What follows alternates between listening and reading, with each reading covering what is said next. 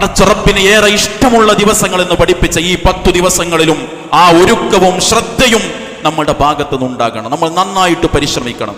എന്തെല്ലാം സൽക്കർമ്മങ്ങൾ വർദ്ധിപ്പിക്കാൻ കഴിയോ അതൊക്കെ വർദ്ധിപ്പിക്കണം. തിന്മകളിൽ നിന്ന് നമ്മൾ വിട്ടുനിൽക്കണം. പ്രത്യേകിച്ച് റസൂലുള്ളാഹി സ്വല്ലല്ലാഹു അലൈഹി വസല്ലം പഠിപ്പിച്ചു, ഈ ദിവസങ്ങളിൽ അധികരിപ്പിക്കേണ്ടത് എന്താണ്? ഫഅക്സിറു ഫീഹിന്ന മിനത് തഹ്ലീലി വത്തക്ബീരി വത്തഹ്മീദ്. പ്രത്യേകിച്ച് നിങ്ങൾ ലാ ഇലാഹ ഇല്ലല്ലാഹ്, അല്ലാഹു അക്ബർ, അൽഹംദുലില്ലാഹ് ദിക്റുകൾ വർദ്ധിപ്പിക്കാൻ നിങ്ങൾ ശ്രദ്ധിക്കണം. എന്നാൽ ദിക്റിൽ മാത്രം ഒതുങ്ങരുത്. ഈ 10 ദിവസം കുറച്ച് സജീവത നമുക്ക് സുന്നത്തു നമസ്കാരങ്ങളിൽ ഉണ്ടാകണം, അദ്കാറുകളിൽ ഉണ്ടാകണം, ഖുർആൻ പാരായണത്തിൽ ഉണ്ടാകണം, സ്വതക്കയുടെ കാര്യത്തിൽ ഉണ്ടാകണം, ജമാഅത്തുകളുടെ കാര്യത്തിൽ ഉണ്ടാകണം. അങ്ങനെ ഈ ദിവസങ്ങളെ നമ്മൾ ഉപയോഗപ്പെടുത്തണം. സഹോദരങ്ങളെ, നന്മയുടെ വർധനവ് സ്വർഗത്തിന്റെ നിത്യവാസത്തിന് നമുക്ക് ആവശ്യമാണ് എന്ന് അല്ലാഹുവും റസൂലും നമ്മെ പഠിപ്പിച്ചതാണ്. സ്വഹാബത്ത് ആഗ്രഹിച്ച അവസരം തേടി ഇങ്ങോട്ട്